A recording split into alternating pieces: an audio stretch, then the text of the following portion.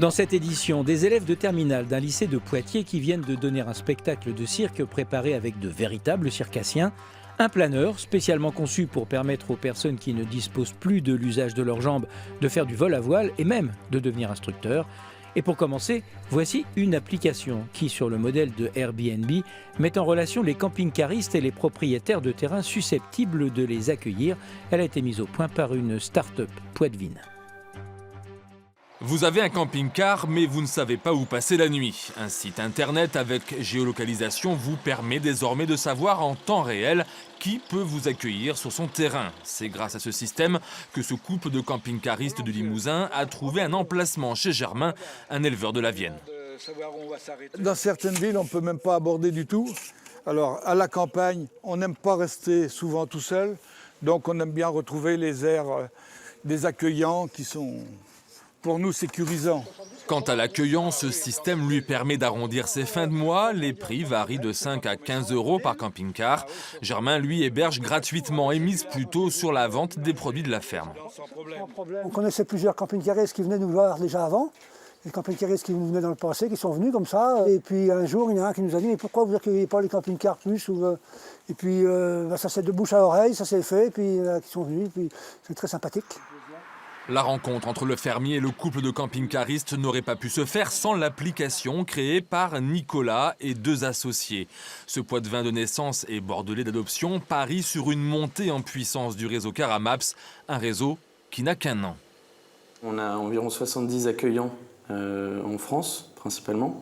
On estime pouvoir atteindre les 1500 accueillants d'ici septembre 2016.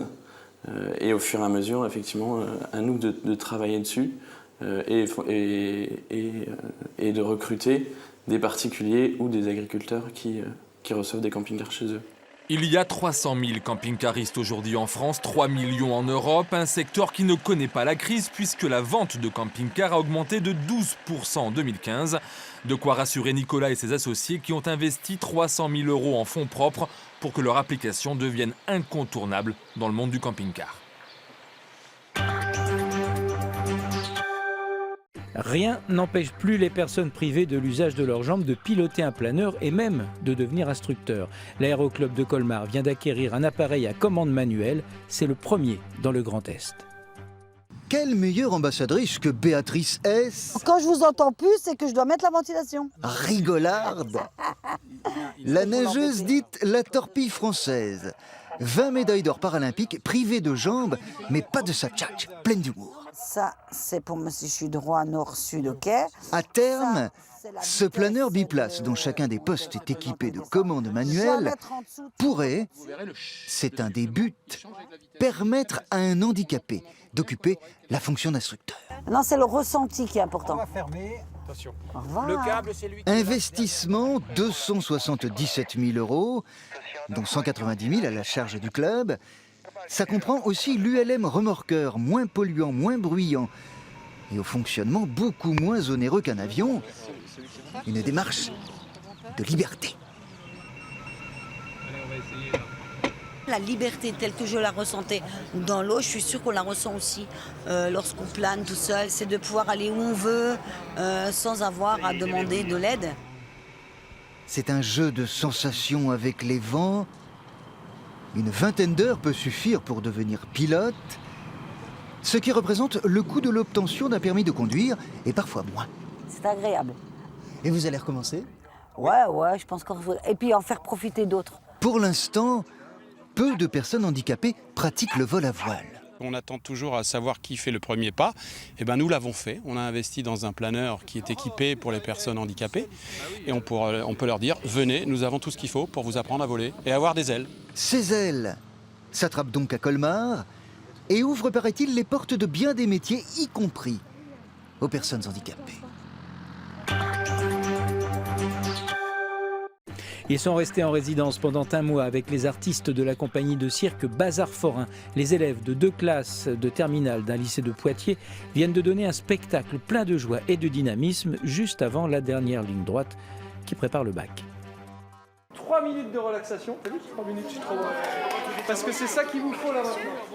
À 1 heure du spectacle, la tension monte pour cette cinquantaine d'élèves de terminale du lycée Kyoto.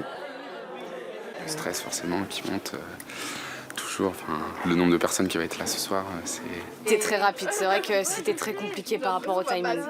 Mais après, c'est pas non plus exceptionnel ce qu'on a fait, mais c'est déjà bien. C'est déjà vraiment beaucoup pour quelques heures de travail au final. Mais non Les préparatifs ont lieu dans une ambiance électrique. Les artistes en herbe sont surexcités, mais ils restent très concentrés. Dès que tu vois Camille te regarder là-bas, tu lances. Bah écoute, je vais prier pour pas que... Place maintenant au spectacle devant un vrai public. L'expérience est positive pour des jeunes qui n'ont pas forcément l'habitude de ce genre d'exercice. Maintenant que c'est passé, c'est vrai que c'est vraiment une très très bonne aventure à vivre. C'est quelque chose que ce serait bien que ce soit fait dans tous les lycées. Les professeurs porteurs du projet sont très fiers du résultat obtenu. Ça amène beaucoup d'énergie et ça permet aussi de développer des pédagogies différentes et d'emmener les élèves vers des horizons qu'ils ne connaissent pas en fait. Et c'est ça qui vraiment qui nous motive. Les circassiens de la compagnie Bazar Forain qui ont travaillé avec les élèves ont apprécié leur implication dans le projet. Là, ils se sont quand même bien jetés à l'eau tous.